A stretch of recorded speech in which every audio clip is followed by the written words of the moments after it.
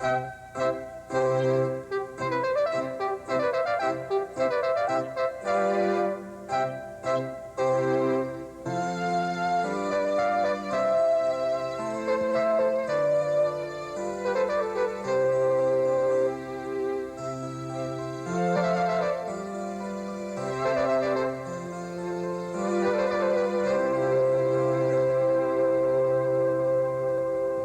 morning. It's Daybreak in the East this Tuesday, the 26th of July. I'm Ralph Wenge in Atlanta. I'm Emerald Yates, and a good morning to our viewers in Westerly, Rhode Island.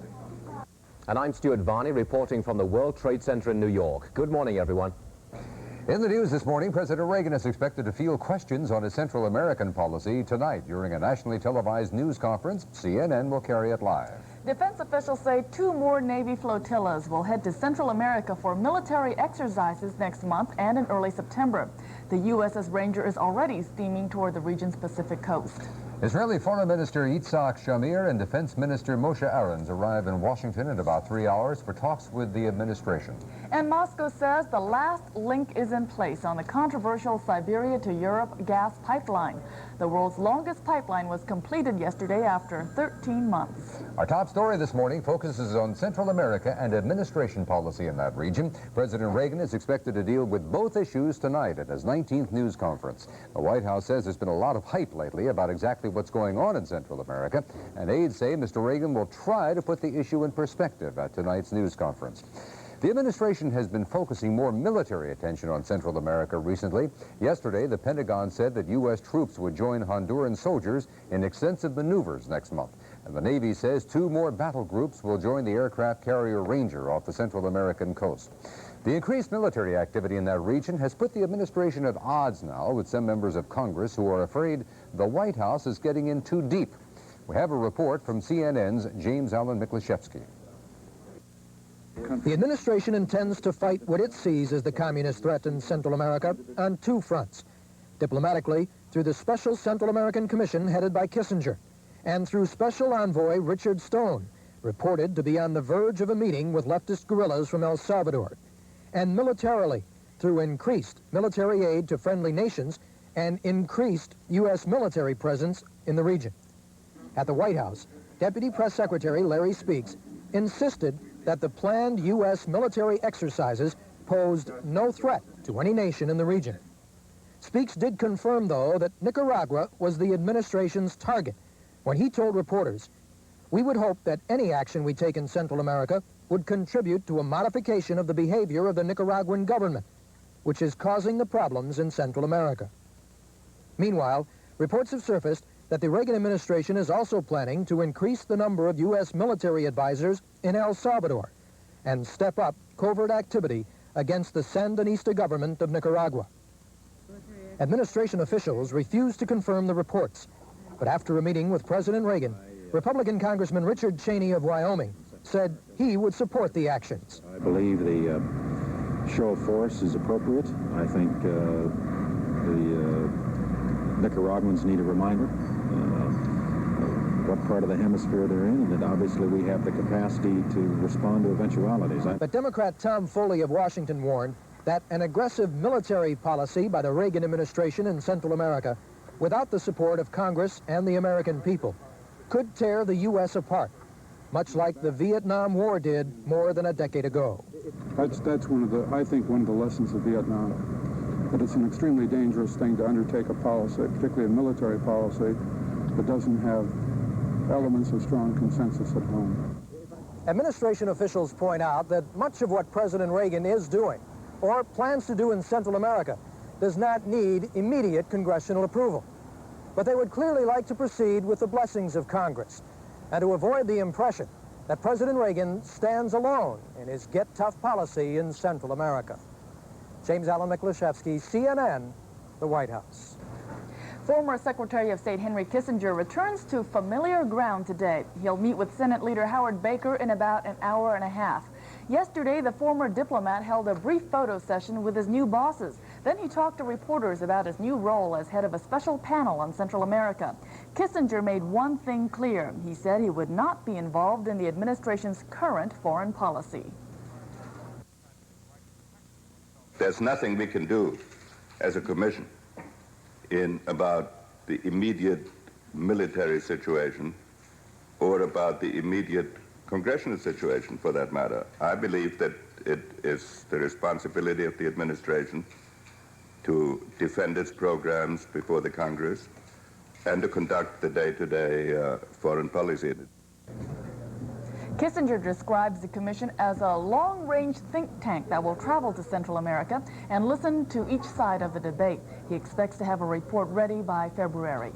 Special Envoy Richard Stone is scheduled to fly to Caracas, Venezuela today for talks with the nation's president and foreign minister. Stone wrapped up talks with Panamanian leaders yesterday, but he wouldn't tell reporters if he'd met with leftists from El Salvador.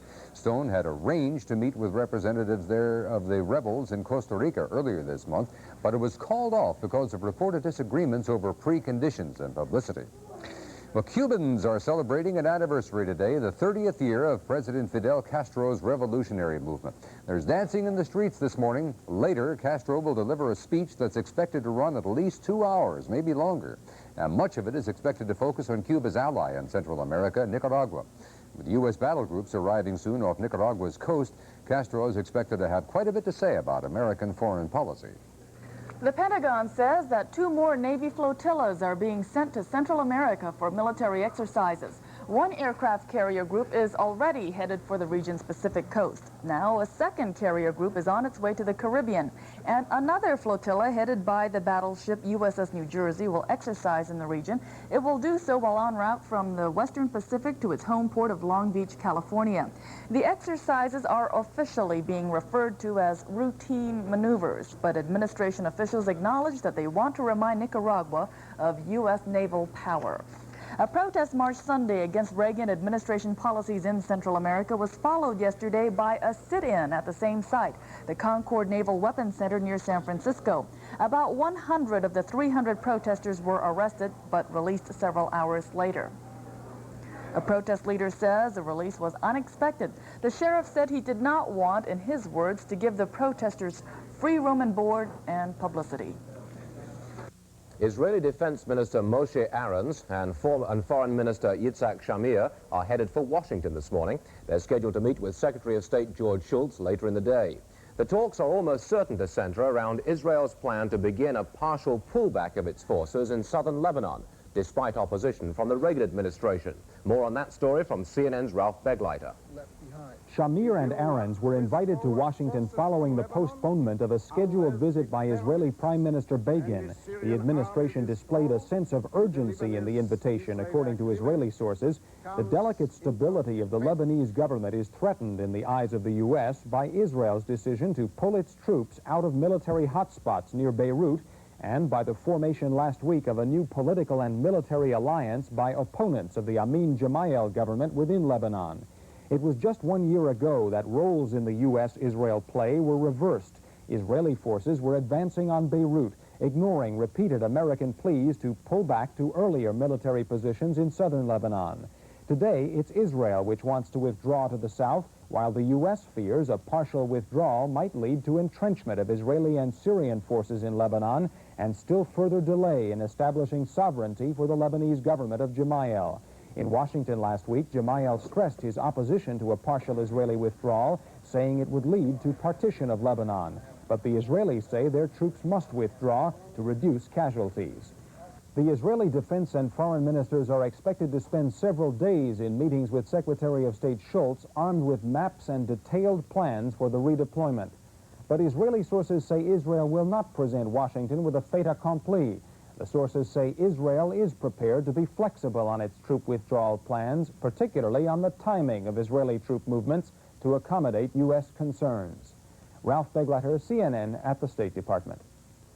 As the Israeli cabinet ministers prepare for their Washington talks, the violence in Lebanon continues in at least 3 different regions. Beirut Radio reports the Israeli army has sealed off northeastern Sidon following a loud explosion and intense gunfire in the region. No reports of any casualties as yet. East of Beirut, Christian and Druze militiamen traded artillery fire across the Shuf mountain region. Both sides want to gain a foothold in the area once the Israelis pull out.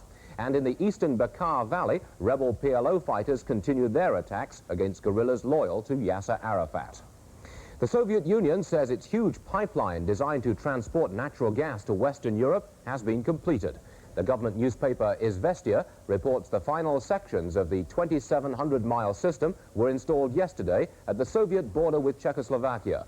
The Soviets are denying charges leveled by the United Nations that political prisoners were among the 40,000 workers placed on the 13-month job. The U.S. tried unsuccessfully to stop the pipeline by forbidding American firms to supply the Soviets with pipeline equipment. That ban was lifted last November because of opposition by Western allies. And back in this country, Coalinga, California has been hit by another earthquake aftershock, this one measuring 5.2 on the Richter scale. No major damage or injuries, but the shock broke windows and knocked merchandise from store shelves. CNN's Marianne Laughlin has the details. Stores in Coalinga were forced to close temporarily while workers cleaned up the mess. The contents of broken bottles combined to form a slippery goo that made the cleanup even harder. At a Save Mart store in Coalinga, the quake shook loose some pieces of the ceiling.